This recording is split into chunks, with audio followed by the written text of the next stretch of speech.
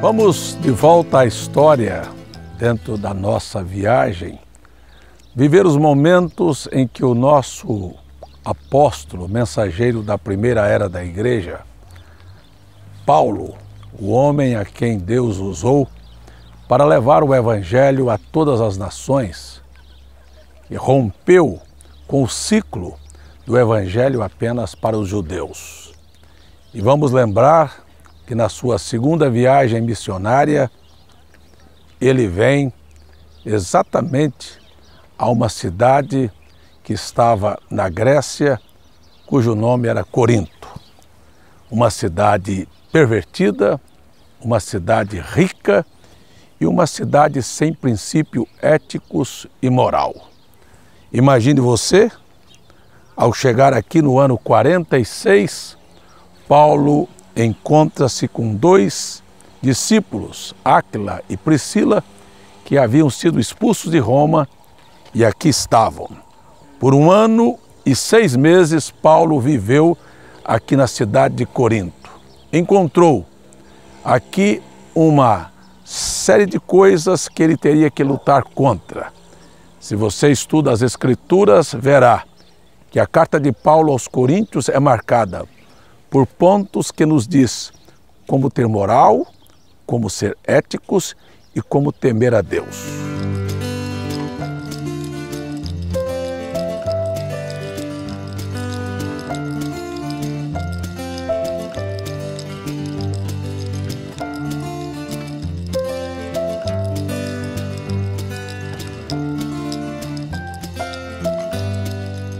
Pessoal, nós estamos agora nas ruínas da antiga cidade de Corinto. E a história da cidade de Corinto tem muito mais a ver com o evangelho que talvez jamais alguém imaginou. Pois foi aqui, em algum lugar, algum dia, o apóstolo São Paulo se assentou e escreveu a epístola aos Tessalonicenses, a primeira epístola. Pois assim estava se iniciando o Novo Testamento, uma vez que as epístolas foram escritas antes dos 4 evangelhos. Pois parece que a obsessão do apóstolo São Paulo de chegar a Roma era tanta que ele subiu do Oriente Médio, chegou aqui na Grécia, pela cidade de Filipe, e depois ele passou aqui pela cidade de Corinto, que daqui ele passaria por Creta, pela Macedônia e chegaria até Roma. Mas ao chegar aqui ele encontrou alguns judeus que estavam voltando de Roma, sendo expulsos pelo imperador Cláudio. Por conta disso, ele permaneceu na cidade de Corinto em torno de 1 ano e meio. E aqui, quando ele estava hospedado aqui, chegaram alguns discípulos dele que estavam em Tessalônica com a seguinte pergunta: o que aconteceria com os cristãos que morriam? Seriam salvos ou arrebatados somente aqueles que estavam vivos, ou seriam arrebatados também os que estavam mortos, uma vez que eles não conheciam ainda a história da ressurreição? E aqui Paulo assentou-se e escreveu a primeira epístola, dando resposta a esses irmãos que eram da cidade de Tessalônica. E aqui ele escreveu a primeira carta aos Tessalonicenses, explicando sobre a ressurreição e também sobre o arrebatamento. E assim se inicia a história do Novo Testamento. Segundo os historiadores, o Novo Testamento se inicia justamente com a primeira carta aos Tessalonicenses. A civilização grega surgiu por volta do ano 700 a.C., mais ou menos a mesma idade da civilização romana. Já foi um império sob domínio de Alexandre da Macedônia. A arqueologia argumenta que os helênicos, hoje denominados gregos, descendem dos heteus, a mesma raiz genealógica dos sírios. Além da mitologia, os helênicos fixaram seu nome na história por ter sido a plataforma que projetou ao mundo os mais eruditos pensadores, tendo parte na astronomia, filosofia, arquitetura, medicina e etc. Parte disso se deve justamente à capacidade elucidante do próprio idioma, que fixou na história a arte do falar.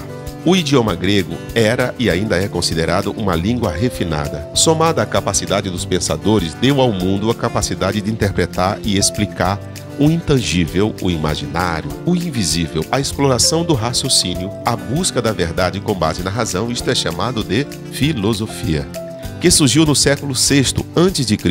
Xenófanes, Pitágoras, Heráclito, Protágoras empenharam-se na busca racional para explicar questões acerca da realidade e das origens das coisas, que transformaram os deuses em mitos e a fé em razão. Do período pré-científico até a filosofia, os titãs geraram os deuses geraram os semideuses inspiraram os heróis. Mas em busca do cidadão ideal, a filosofia aniquilou todos eles. Para os helênicos pré-científicos, grande é o homem que faz. Quanto para os cientistas, grande é o homem que explica. Assim o homem deixou de fazer e começou a pensar, transformando a verdade relativa mediante o discurso. Assim, sem perceber, recriamos os mitos. Até a Idade do Ouro, um mito nascia quando se dava caráter humano para a natureza divina. E no nosso tempo, os mitos renascem quando damos caráter divino para a natureza humana. Hoje, adoramos e reverenciamos quem sabe explicar, mesmo que não saiba fazer. Imaginemos voltar ao tempo e reencontrarmos Paulo aqui em Corinto, passando depois de uma visão que Deus lhe deu, que ele deveria sair de Troade, vir pela Macedônia, entrando por Filipos, Tessalônica, passando pela Bereia, chegando a Atenas e de Atenas vindo a Corinto. Em Corinto, uma populosa cidade rica, Atenas, uma cidade culta, Corinto, uma cidade rica.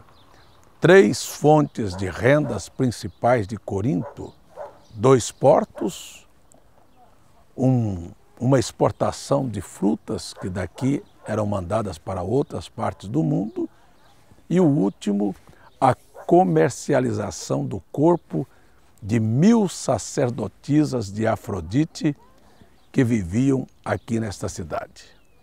Imaginemos Paulo chegando e encontrando aqui a tradição da mitologia com basicamente 2 templos. Nós estamos vendo o templo construído, aqui as ruínas do templo de Apolo. E o outro nós podemos ver no alto desta montanha. Lá em cima estava o templo construído a Afrodite. Estes 2 templos aqui marcavam 2 pontos da mitologia do costume. Não se tinha e não se falava em Corinto na palavra moral e ética. Afrodite, deus do sexo. Por isto, a comercialização do corpo da sacerdotisa era muito grande. Dá para se notar, acompanhando os escritos de Paulo, a dificuldade, e hoje entendemos bem melhor por que Paulo teve tantos problemas com a igreja que estava em Corinto e a necessidade da perseverança e do Espírito de Deus sobre ele para orientar esta igreja com tantas abominações, com tantos costumes. Foi a igreja que mais deu problema para Paulo, com divisão, com briga entre irmãos, com fornicação, com toda sorte de imundícies e práticas. Inclusive, uma das piores é das mulheres tentarem invadir os púlpitos e se tornarem sacerdotisas, coisas que Deus nunca constituiu e nunca ordenou uma mulher para ser. Então temos aqui que Paulo enfrentou uma batalha espiritual muito grande nesta cidade. Mas temos aqui também, hoje, pela graça e misericórdia de Deus, o entendimento aberto de que Deus sempre usou tomar uma igreja, tomar os acontecimentos nacionais, os acontecimentos que marcaram uma época para nos dar uma direção daquilo que Ele queria. Eis a razão da existência da carta do apóstolo São Paulo aos Coríntios. Agradecemos a Deus pela sua providência. Assim como Corinto sofreu uma destruição no ano 146 a.C. e reconstruída no ano 46, nós temos também que há uma desvalorização dos princípios, dos valores e da fé, que foi ao longo dos anos sendo deturpada, mas que agora também a nós nos foi revelada nesta hora final pelo ministério de Deus através de um profeta.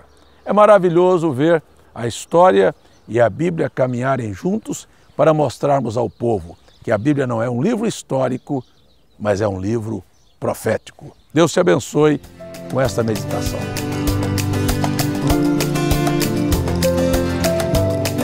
Os helênicos têm uma participação maior na história dos povos no que tange a curiosidade e principalmente seus mitos. A mitologia surge na era pré-científica. Quando não havia ainda a ciência e nem a filosofia, o homem buscava dar resposta aos fenômenos da natureza, como terremotos, trovões, raios, tempestades e etc. E nessa busca, davam intenções aos elementos atribuindo a eles a existência de deuses que logo ganhavam forma e caráter humano, como nomes e sentimentos.